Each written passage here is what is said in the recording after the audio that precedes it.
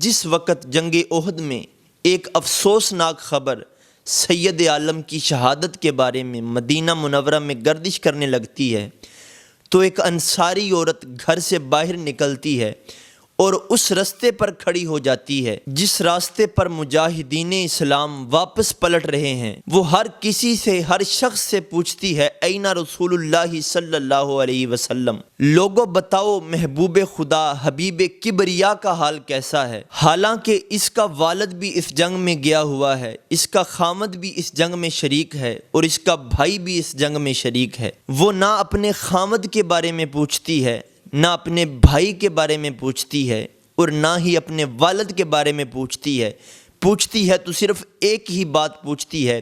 وہ کہتی ہے اینا رسول اللہ صلی اللہ علیہ وسلم، لوگوں بتاؤ میرے محبوب کا کیا حال ہے؟ جب انہوں نے پوچھا تو آگے سے یہ جواب ملا کہ تمہارا والد شہید ہو گیا ہے۔ جب غم کا تیر ان کے جگر میں پیوست ہوا تو پھر بھی یہ نہیں پوچھتی کہ اے صحابہ اگر میرے والد شہید ہو گئے تو ان کا جسد اطہر کہاں ہے؟ کیا ان کو دفن کر دیا گیا ہے یا ابھی دفن کیا جائے گا؟ بلکہ زبان پر سوال ہے اور وہ یہی ہے کہ اینا رسول اللہ صلی اللہ علیہ وسلم، اے میرے محبوب کے صحابہ مجھے یہ بتاؤ کہ سید عالم صلی اللہ علیہ وآلہ وسلم کس حال میں ہیں؟ جو بھی آتا ہے اس سے یہی پوچھتی ہیں۔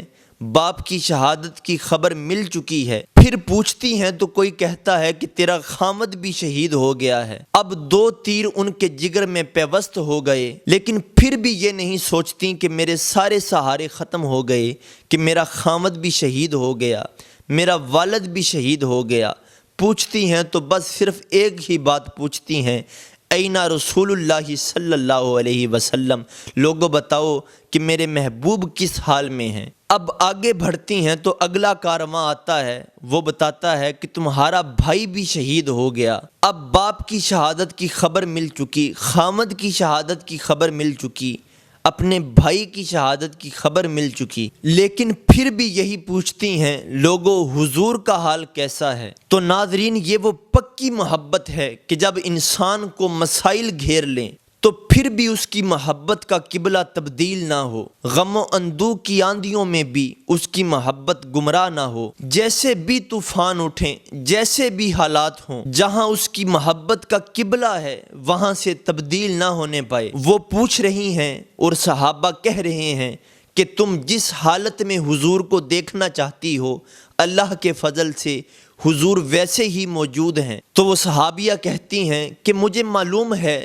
تم سچ بولتے ہو، تم سچے محبوب کے سچے غلام ہو اور تمہاری زبان سے سچ نکلتا ہے، لیکن آج مجھے کچھ تکلیف پہنچی ہے، میں نے کچھ افسوسناک خبر سنی ہے۔ مجھے اس وقت تک چین نہیں آئے گا جب تک اپنی آنکھوں سے ان کی زیارت نہ کر لوں، لہٰذا مجھے وہاں لے چلو جہاں سرکار تشریف فرما ہے، جس کا والد بھی شہید ہو گیا، جس کا خامد بھی شہید ہو گیا، جس کا بھائی بھی شہید ہو گیا۔ وہ سرکار کی خبر کے لیے آگے بڑھ رہی ہیں۔ وہ جس وقت سرکار کا رخ زیبا دیکھتی ہیں، جس وقت آسمان نبوت کے چمکتے ہوئے آفتاب کو دیکھتی ہیں اور جس وقت گلستان رسالت کے مہکتے ہوئے پھول کو دیکھتی ہیں تو زبان سے نکلتا ہے اے محبوب اگر آپ ٹھیک ہیں نا، اگر آپ کو کوئی تکلیف نہیں پہنچی تو دنیا کا کوئی غم مجھے نہ ڈھال نہیں کر سکتا۔ یا رسول اللہ آپ کے ہوتے ہوئے غم و مصیبت کوئی حیثیت نہیں رکھتے۔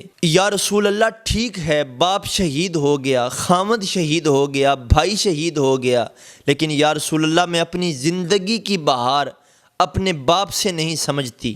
میری زندگی کی بہار کا ضامن میرا بھائی نہیں ہے اور میری زندگی کی بہار کا ضامن میرا خامد نہیں ہے۔ اے محبوب جب ہم نے تمہارا کلمہ پڑھا ہے تو ہماری زندگی کی ساری بہاریں آپ سے ہی وابستہ ہیں۔ تمہارے دم سے ہے آباد میرا گلشن ہستی، جو تم ہو تو خزاؤں کا کوئی خطرہ نہیں مجھ کو، وما توفیقی الا باللہ۔